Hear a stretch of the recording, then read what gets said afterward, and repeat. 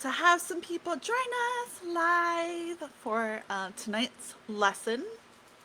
And tonight we're talking about three ways that you're sabotaging your happiness and your progress. So if you are logging on, please say hello, drop a comment, maybe some likes, some loves. We'd love to hear from you, see who's here. Um, And then, as always, keep the questions coming as we're going through. I love answering questions as we go through, and then I'll open up some time at the end for some Q&A too, if we need to. But I just had a thought for those of you that are joining us. You may not realize it, but these flowers behind me, right here, I pick those fresh for you every time we have a Facebook Live. Hey, Amy, good to see you. So these are hibiscus flowers, and there's tons of them in Hawaii. There's a plumeria tree too that I want to get some plumeria sometimes to put back here for you to see. So I'll have to get some of those next time. But I have been picking fresh flowers, and you guys probably haven't even noticed because they're always there. But it's part of my day where I get to go out and pick some flowers. So, okay, so we'll go ahead and get started as we're jumping in. And like I said, as a reminder, drop some questions below. I'll do my best to toggle back and forth and make sure that I can answer some as we go through. But tonight we're really talking about three ways you're sabotaging your own happiness and your progress for that matter. And I think so often these are things that we do and don't even realize that we're doing them. And you probably did a couple of them last night and even today. So, before we get started, I want to welcome you to the Ambitious Balanced Moms group. This is where we show you how to create a life you love to live while reducing your stress and overcoming your mindset blocks. And I am your host, Christina Bentel. For those of you that don't know me, I'm an author, certified life coach, and CEO of Awakened Mommy Coaching. And in tonight's lessons, we're really talking about the art and science of what's happening to your body when you're doing these three things. So if you're used to coming and you're seeing these lives, a lot of what we talk about is really the art and science. So the thoughts, the things that are happening, the things that are happening outside of you, so that we can figure out how to overcome them. So we're not talking tonight about your typical things that you self sabotage, like procrastination or eating the last extra donut. Yes, those are ways that you probably self sabotage too. But what we're really talking about tonight, we want to dig into some really bad habits that are probably creating some chaos in your life, and you probably don't even know it. So stick around. This lesson is definitely for you. If you feel like there's something that's holding you back, but you just can't quite put your finger on it, maybe you feel like your life isn't really where you want it to be and you know that there's more. Maybe you're not entirely miserable, but you're really not that happy either. So tonight, you're going to find out the three biggest things that are probably sabotaging and holding you back. And then go ahead, like I said, drop some comments, say hello if you're here, and I will do my best to answer questions as we go along. So, first, I want to share some facts with you. Why is this important to talk about? Well, 74% of US mothers say they feel mentally worse since the pandemic started. 74%. That's huge. 97% of moms feel they are burned out at least some of the time, and the pandemic is making things worse.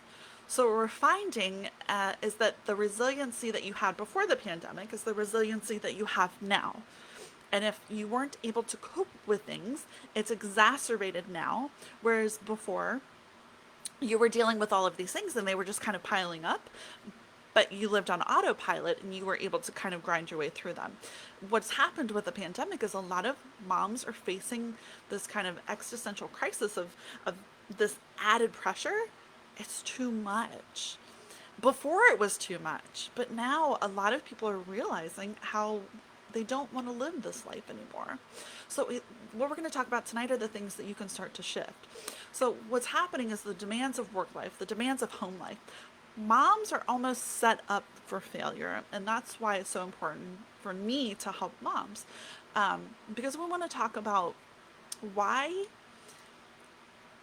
what are some of the things that are holding you back, but like why are there some people out there that can cope better than others? Have you ever noticed that? So there are some people that seem like they're doing okay, and then there are some people that are just a hot mess.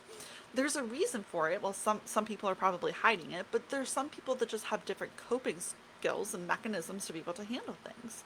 And then there are some people that are just determined to sabotage their own behavior or their own happiness because of their behaviors and the things that they're doing in life. So, let's talk about why you self sabotage in the first place. Sabotage usually always comes from the fact that your subconscious is not aligned with your conscious. So, for example, do you say you want to get a new job, but then you don't go submit resumes? Or you say you want to be on a diet, but then you're sneaking that extra donut? Trust me, I've been there. What's happening is there's this misalignment. So, it usually comes from your subconscious, and subconsciously you're dealing with it could be a lack of self-worth, self-doubt, imposter syndrome, and these are things that your subconscious is noodling back there, but your conscious mind is saying, I want change, I want to do XYZ, but then you wind up not doing it. Another one that may hold you back is being codependent. So I know for a long time I attracted a lot of narcissists in my life because I was so codependent. I didn't know how to do anything differently. So it was the behaviors and the patterns of the things that you're doing that you wind up sabotaging yourself. And unless you slow down to think about it and ask questions like we're going to do here tonight, you don't even realize you're sabotaging yourself. So a lot of this can also come from living in a victim mindset, and we're going to talk about more about this later, about being a victim or a victor of your circumstances. So how does sabotage show up in your life? Specifically, sabotage will create frustration if you feel like you're on a hamster wheel. Do you feel like it's the same day over and over, kind of like the Groundhog Day, where you're yelling at your kids for the same things over and over? You're having the same fights with your partner over and over. It's like you wake up and do the same thing day in and day out. It's like that hamster wheel. You're sabotaging yourself somewhere in there. You can't get ahead at work. So, for example, you've been wanting a raise, or you've been wanting something more in your job, but you haven't gotten it. You're sabotaging yourself. Um, Small things make you angry. So, for example, have you ever gotten so angry that you start screaming? Maybe you're sitting in the car in traffic. Or, I've seen this one before a lot with other people, someone forgetting to give you ketchup with your french fries. You're in the drive-thru and someone forgets something. Like, do you let that just, like, knock you over so bad that you just get so angry? There's a lot of self-sabotage that's going on there. So, one of the things that we talked about last week is living in stress is living in survival. And when you're in survival mode, you cannot grow and change because your body cognitively is so caught up in just surviving, it can't do anything else. Physically, scientifically, physically, you cannot do anything else. So the first thing is to figure out what's causing some of these triggers. Um, if you want to know more about that, that was last week's lesson. We really dug into what are the physiological things that happen to your body during stress, and why is it so important that you need to work on reducing your stress before you even start to grow. So let's think about it this way. Stress does not allow for growth. So here are a couple things that are probably inducing some stress. Drop some comments below. Let me know what kind of comments you have, what kind of questions you have as we're going through this. And I would love to hear your feedback and your responses. So the number one way that you're sabotaging your happiness, scrolling mindlessly through social media. So, according to Business Insider, Instagram and Facebook are intentionally conditioning you to treat your phone like a drug. And don't get me wrong, there are some things that social media can be helpful for, like building community, building relationships. But when you're doing it in a way that's addictive and unhealthy, which most people are, it actually causes a lot more stress. So it's actually proven that social media can become more addictive than cigarettes and alcohol. And did you know the average person picks up their phone 80 times a day to check their social media, to check their phone? So there's ex-employees of Apple, Google, and Facebook that have actually disclosed that large tech companies deliberately design apps to be addictive. So what does that mean for you? So if someone has an addiction, are they living a healthy life? No. Are they balanced? No. So the more time you spend on social media, the more advertising revenue flows into the pockets of those tech companies. And attention is currency. So they're kind of geniuses at getting you to stay on your phone. So if you're not aware of this, it's very easy to pick up your phone and get stuck on your phone. So, like I said, social media can have some value.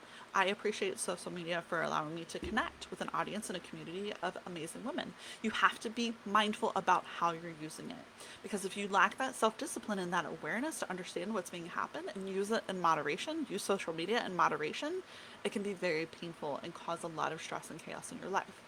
So, how often do you pick up your phone? How often are you mindlessly scrolling through Facebook? And let me ask you another question. How do you feel after you scroll through Facebook? Do you feel better? I guarantee the answer is no. Because what happens? You start to compare yourself. You start to look at somebody else's life and think, well, they've got everything together. Like, why can't I just be like that? Oh, look at their beautiful baby that they just took 5-month-old pictures of. I couldn't even get myself out of bed. These are things that run through your mind because on default, that's what you're doing is you're comparing yourself, and Facebook and Instagram are all about that. So without that awareness, you're actually causing yourself a lot more stress. And it's not a little bit of stress, it's a lot more stress that you're causing by picking up your phone repeatedly. So what happens when you mindlessly scroll? Like what is physiologically happen? Your brain is going on autopilot. On autopilot. So what happens when you're on autopilot? Have you ever been driving down the road and you forget that you just drove down the road? Like that's autopilot. Your body is a it's meant to be efficient. So what happens is when you can do things on autopilot, your brain's just going to do it and you're not even going to question it. But what happens is the things that you're doing on autopilot are creating stress. It just amplifies. It's like a just keeps going and going and going, right? So you actually increase the risk of depression, anxiety, and all kinds of other health disorders. So what's happening when you pick up your phone repeatedly, it's actually the brain pathways that are getting stimulated are the same chemicals that react when you're addicted to a drug. It's the same chemicals. So studies show that social media can actually reduce your attention span too. So how do you think that impacts you being a mother and showing up for your kids? So if you have a limited attention span and you're trying to deal with outbursts of a child, it's not a good combination, right? So this is showing up in multiple ways in your life. One of the other things that I'm sure you've heard, like I have blue light glasses. I don't use them as often as I should, but you know that even picking up a social media device, like the blue light, it stimulates your mind in a way that it keeps you awake. So what happens when you can't sleep? Lack of sleep creates stress. So do you see how this just keeps mounting and mounting and mounting? And if you're not questioning how it's impacting your life, it can start to create a major impact and you're not even aware of it. One of the things that I think is more upsetting is social media actually activates a herd mentality. So a herd mentality is actually you kind of lose your ability to think for yourself because you stop forming your own opinions and you actually become more likely to go along with what's popular. It makes it harder to be self aware and to have your own opinion and to have your own thoughts and your own belief. But it doesn't stop there. So mindlessly scrolling on social media, it can also have effect on your nervous system. So have you ever felt like your phone was vibrating, but it really wasn't? I'm sure you can relate to this. Like you feel down, you're like, wait, I thought it was vibrating. This is actually your nervous system, and it's being hypersensitive. And what it's doing is it's reacting to your phone, but your phone's not vibrating. It's messing with your nervous system. So technology is having an impact on us left and right. And like I said, if you're not aware of it, it just is you're filling that bucket like we talked about last week. You've got a bucket of stress, right? These are things that's just adding to that stress and you're not even aware of it and you're filling your bucket full of stress. So spending too much time on social media isn't just about habit. It can have some serious consequences. So if it's something that you haven't even considered before, you haven't really thought about how it's impacting your life, I encourage you to take some time to see how it's showing up in your life. Are you balanced? Are you using it as a resource to connect? Are you using it as a resource for positivity or for engagement?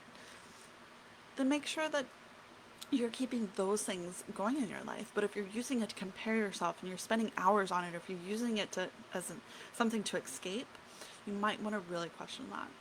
And it's probably time to reevaluate some of your social media habits. So, hey, so we got some more questions in a comments. Hi, Christy. It's good to see you. If you have any questions, drop them below. You're probably stopping while you're at work, but it's good to see you. So the number two way you're self-sabotaging your happiness is not making the most of the little free time that you do have. So let's face it, being a mom is hard, right?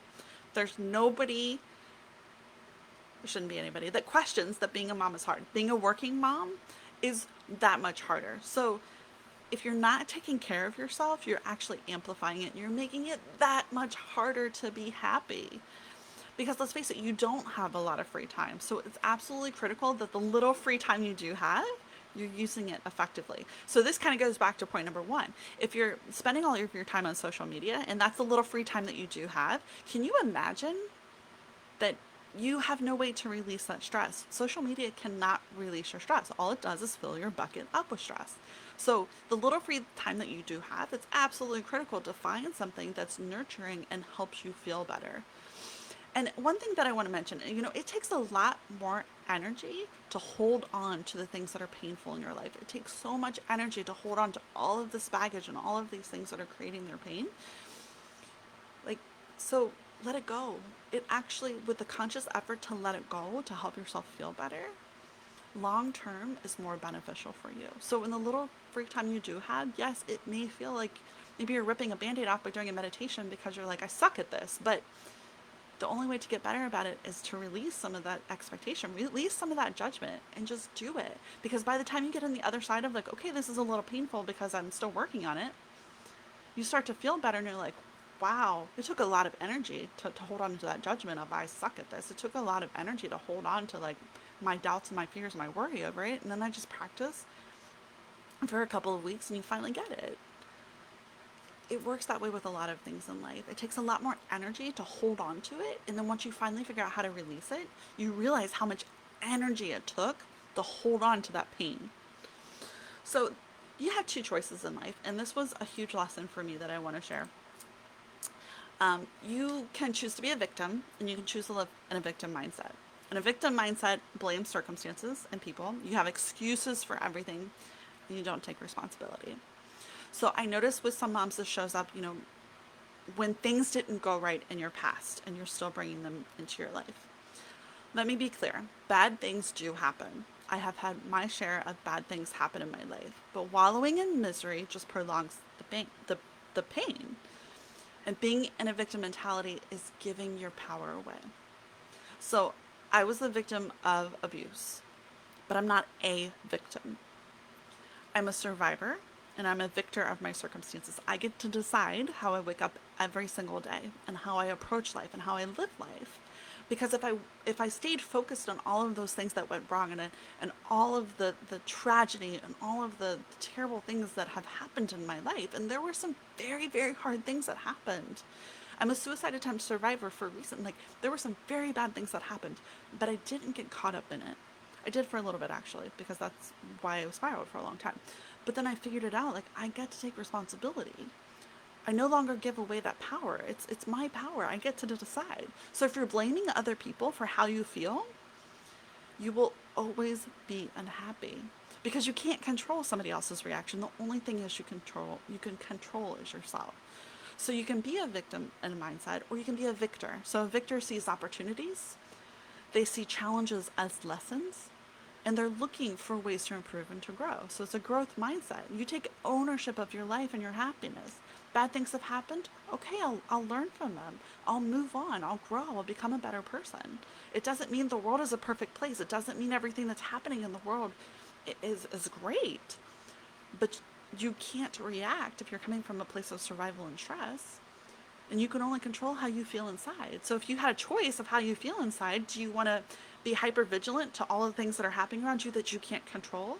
Or would you rather be in a balanced, happy, joyful place where you're able to show up and make a difference in the world? And that's the difference between a victim and a victor. So let's talk about what you should be doing with the little bit of free time that you have. So we talked about, like, if you're showing up with a little bit of a free time that you have in your victim state or your victor state and how you're really using that time. Most of the time, if you're in a victim state, you're probably on social media mindlessly scrolling because you're feeling sorry for yourself. So find something that can help you feel better. Have you heard of neuroplasticity? So it's a fancy term, and I think Calm app maybe was popularizing it for a long time. But think of your brain as a plastic water bottle that becomes pliable when it's heated up. So your brain is being influenced and shaped by what's happening in all aspects of your life. So what does this mean for you? It means you can change your brain and you can increase your happiness levels. This is coming from someone who was chronically depressed for most of my life. I thought I was a tortured soul that was doomed to be sad for the rest of my life. I had told myself that for many, many years. I didn't know that happiness could exist. I talked to somebody earlier today I was expressing to her, some of the things that she could make change in her life. And I'm not a doctor by any means, but I can tell you proof. I am proof that you can change your brain. Because I had plenty of doctors tell me that depression was just the way of life and you would have to take medicine for the rest of your life and then this is just something you would have to deal with. I haven't had a depressive episode or a panic attack in over 5 years. So I'm telling you that if you have the commitment and you have the will to want to make these changes, it's simply about doing things a little bit differently. And that's what we're talking about tonight. Doing things differently, looking at your behaviors, looking at your habits that could be causing you not to move ahead like you want to be. And these are some of the things. So neuroplasticity means that whatever you do on repeat is what you're molding. So your brain reacts to whatever you practice and whatever you're doing on repeat. So that's what we're talking about. If you do meditation, it's going to be hard at first because your brain isn't used to it. So as you can more repetitions, you're creating neural pathways in your brain. You're literally firing new neurons in your brain to connect so that it becomes easier. So if you want to improve on something, you know this from being in grade school, right? You keep practicing. The same thing is true with your level of happiness. Practicing a new habit under the right conditions can create millions to billions of new neural pathways in your brain. So can you see how this could completely change your life and change how you think and show up day to day if you're doing the work?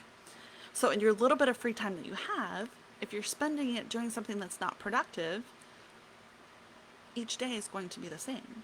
So 90% of your thoughts are on repeat from yesterday. So if you repeat what you thought yesterday, today, tomorrow, the next day, do you think you're going to have more happiness or more of the same and more stress? If you want to have more happiness, it's about slow incremental changes to create those new patterns. You need to have new patterns. So what habits and what things are you repeating in your life? Because whatever you're doing right now on repeat, you are strengthening and reinforcing those pathways. So for me, for my depression, for my anxiety, for all of these things, the little voice in my head would tell me I'm depressed, I'm sad, I'm anxious, I'm all of these things. That's what I had on repeat. That was the record that was on repeat. So what did I get more of? Further into that cycle of despair because I was reinforcing those neural pathways in my brain. So if you want to be happier, you need new habits. Again, that's why we're talking about this tonight, right? Because there are 3 ways you're sabotaging yourself. So if you can change even these 3 small things, you can start to create new habits. So think about it this way too. Happiness and creating more happiness, creating more joy in your life, it will take a little bit of work, especially depending on where you're at now. If you're downright miserable and you're so stressed out that you can't even see straight, it's going to take some work to make sure that you can reprogram your brain to see the happiness because you have programmed your brain to see all the bad stuff. It's a self-fulfilling prophecy.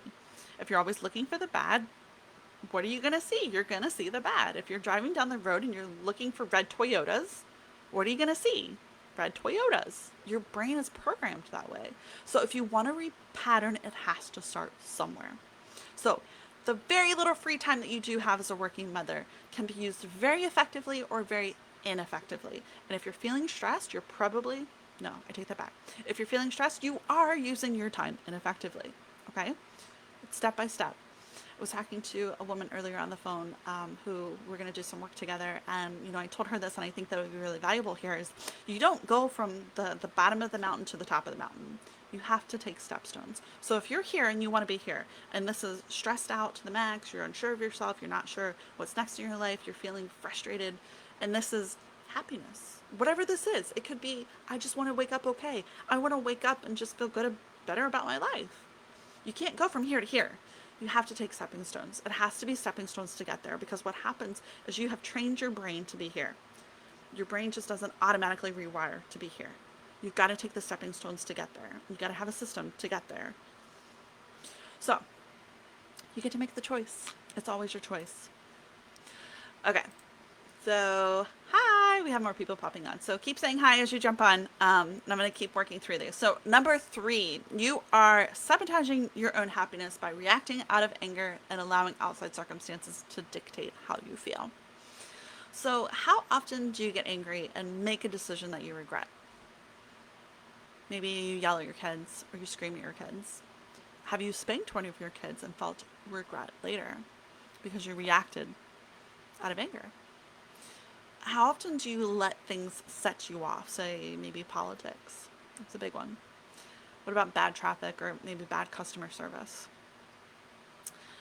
How often do you get bent out of shape? Like, I'm talking not just kind of like, but I'm talking like, how often do you get bent out of shape? You're so angry that like you can feel your blood boiling, and you can feel it in your body, and you're just angry.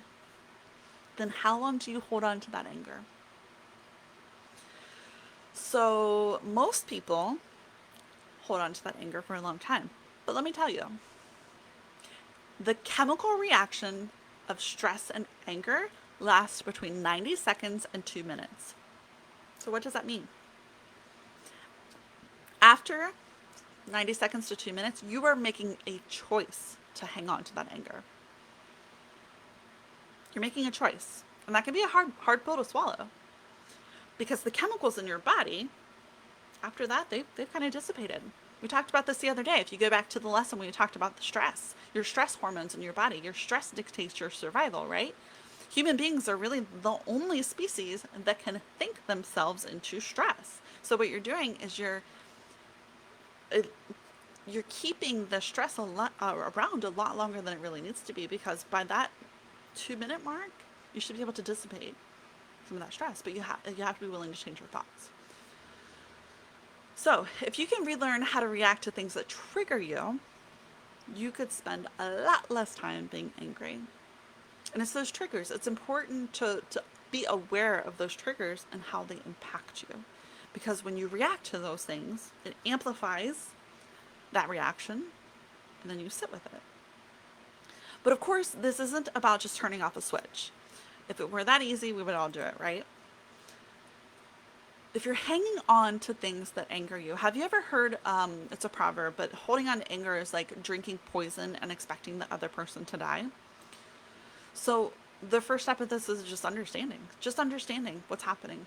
The next time you get angry, the next time you have trigger, think about it. Think about what's happening in your body. Think about why you're getting angry.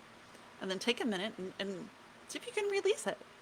Because what's happening is you're physically and emotionally killing yourself by holding on to anger. And when you go back to when you're reacting out of anger and you're allowing all these outside circumstances, like the kids are screaming, or your husband's like late from work, or there's traffic, or all of these things, like you're allowing all of this to get inside of you, it's affecting you. You are the one that gets to make that choice. So are you really able to make a difference in your life or your kid's life or your family's life when you're sitting in anger and stress? No, you're not. How's it impacting your family? How's it impacting your kids? What are you teaching, indirectly teaching your kids by reacting out of anger? I had a great mentor tell me one time, even all the water in the world can't drown you if you don't let it get inside of you. And I feel like this is such a beautiful way to say it, because it's the same thing with outside stressors. The stuff outside of you cannot bring you down if you don't let it inside. You have a choice. You absolutely have a choice. And sometimes it feels like you don't. But that's part of being that victor knowing that you do have a choice. And even if you're not there yet and you're still kind of thinking, well, it feels like I don't have a choice, consider for just a moment that you do. Just humor me, because it will benefit you greatly. Humor me and say to yourself, I have a choice, and I have a choice, and repeat that, because it will make a massive difference in your life, because it made a massive difference in my life. And I've seen how it's that simple, taking responsibility for that can impact you in your life. So, are you letting all these outside circumstances knock you around and it's allowing you to feel like you're drowning in water? So, one of the things that you can do is you don't have to react to everything. You've probably seen Facebook memes like just keep scrolling if it doesn't apply to you. It's a lot with life. You get to choose the things that you react to. And you may think you need to react to your kid screaming, but what level of reaction do you have to have? Can it be a calm reaction and say, "What's wrong, honey? Please speak to me using your words and tell me what's wrong." Like, what I usually see is the level of energy used to communicate something is probably a 10 when it could be like a 3 or a 4. So what you're doing is you're using all of that energy to communicate something, and it's a lot of energy. So then you wind up exhausting yourself. So start considering how you can react to things differently, to the circumstances that are going around you. And how cool would it be if you could stay calm when something happens outside of you that doesn't have anything to do with you? I promise it can happen. So, if you want to stop feeling like a piece of driftwood that's being knocked around in the ocean during like this crazy turbulent storm, you got to do things different. Because look, the human condition is most people live their life never ever questioning that there's a better way that exists. They never even question some of these things that we're talking about here tonight. They never question if they could do things different, or if they could question their thoughts, or maybe outside circumstances don't have to make you feel so bad. Maybe the world being a shitty place because there's a lot of bad things that are happening, right? So do you get sucked into that? Do you get swallowed into that? You don't have to. And the great thing about not getting sucked into that is it gives you the ability to be part of the change, to be part of improving the world. Because you can't show up and improve the world and give your kids what they deserve and give your kids the happiness they deserve if you're living in stress, if you're living in survival mode. So if you want to do things differently, you just have to be willing to realize and question and start asking different questions. And it breaks my heart to see that there's so many people that live lives where they don't question these things, because I've seen both sides and I've seen the opportunity. So if you're here and you're questioning things, I applaud you, because it's not always easy. But I want to encourage you, because if you're asking questions about, is there a better way? Is there more to life? I'm here to tell you that yes, there is. There is, there is, there is. So keep pushing, keep looking for answers, stay engaged in the group, ask questions, use me as a resource here in this group. And if you feel compelled to reach out and work with me directly, then please, please, please do that as well. So we're going to go ahead and wrap up. So we've talked about tonight, I feel like I kind of really got into that. 3 ways you're sabotaging your happiness. So number 1 is scrolling mindlessly through social media. Remember, Facebook and Instagram and Twitter and all of these social media, they want you to be addicted because that's how they make money. And you are inherently compelled to be attracted to negative information. So what do you think fills up your feeds? It's negative information. Not necessarily because there's more of it, but because that's what makes money. So it's important to be informed, but it's also important to be self-aware of how these things are impacting you. So I ask you to question your social media habits. So number 2 way that you're sabotaging your happiness is not making the most out of the little free time you may have. So no matter how much free time you have, whether it's 15 minutes a day, how are you using it? Are you using a way that's self-sustaining you? Are you using it in a way that can help you grow? Because if you're not, 90% of your thoughts are on repeat from the day before. You will continue to live the same life over and over and over if you don't do something different. Number 3 way that you're sabotaging your happiness. You're reacting out of anger and you're allowing outside circumstances to dictate how you feel. Because let's face it, when you react in a certain way, you're patterning your brain to react that way over and over and over and over. So how do you change something? Practice. So you've got to practice changing, not reacting out of anger, coming from a place of love, coming from a place of calm. Yes, it can be difficult, but it can be done. So, with that being said, for you, if you want to work with me directly one-on-one, these are things that I actually help women with all the time. And I have designed an 8-week program. It's actually a Kickstart program to help you get all of these foundational tools. So one of the things, actually, I had a conversation with a woman again earlier today that just, it really spoke to my heart, because it was where I was years ago, where I was looking for an answer. I just needed some help. I needed a little bit of direction, and I was desperate to find it. Fortunately, I found a life coach and therapy and a couple of different things, but I kind of piecemealed my journey together. But it took me 15 years to kind of figure it out and to be okay. And I combined all of this and to essentially an 8-week program where it's the foundational tools of everything that I've learned and all of the things that I've gone through in my life and all of my certifications and all of my trainings and all of these things to put together a way to propel you forward more quickly. So you can actually figure out what you do want. You can actually figure out, well, what is the top of the mountain for you. If you're here and you want to get here, well, what is it for you? Maybe it's not living in a foreign country, or maybe it's not like buying some super nice car. Maybe it's getting up and being okay each morning. And that's okay. So we help you release the judgment. We help you release some of these things that are causing you to slow yourself down in your growth and figure out, how do you get to that next level, whatever it is for you. So, the program that I offer, it's not for everyone. I love working with women who are ambitious, who are motivated, who are willing to step outside of their comfort zones, who want to make change happen, and are willing to listen and try something new. So if that's you, I would love to hear from you, because I think that maybe we could be a good match. What I would love for you to do, if you want more information, you can text the word happiness. The keyword for this week is happiness. So text happiness to this number, and I will try to make sure that I get this into the text, or if we have someone that is willing to write this number down below. It is 305-741-4321. So again, you're going to text the keyword happiness to 305-741-4321. And I want you also to include your name so that I know who I'm talking to. And then what I'm offering is you can get a 30-minute coaching session with me for $30, and also a copy of my ebook, Become Stronger Than Your Circumstances. So doing that for $30 for a 30-minute coaching session and the ebook. And that's a $130 value. So take advantage. Take advantage of the opportunity, because often, I know if you're considering it and you're thinking, well, I don't even know if this would be something that I want to pursue. Take advantage of the 30-minute offer, so then at least we can get on the phone and you can see if it's a good match or if it's not. And if it's not, then you've had an opportunity to get one-on-one time with me, and we can get you some next steps to move you forward, whether it's working together, whether it's not. So it's always an opportunity to just do something different, right?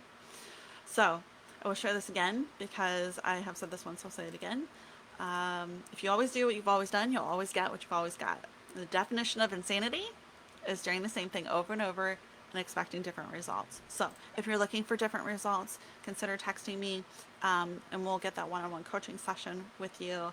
And then we have a couple of questions, which I will get to. I will end the live, and then I'll reach out to you guys, and then we'll make sure that we get you taken care of. But thank you, everyone, for tuning in tonight.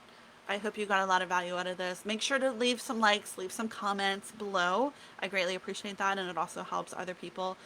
Because here's the thing: if you're thinking of a question, you're thinking of something, odds are somebody else are too. Somebody else is too. So thanks again. I'm sending love to you all. Take care. Be safe.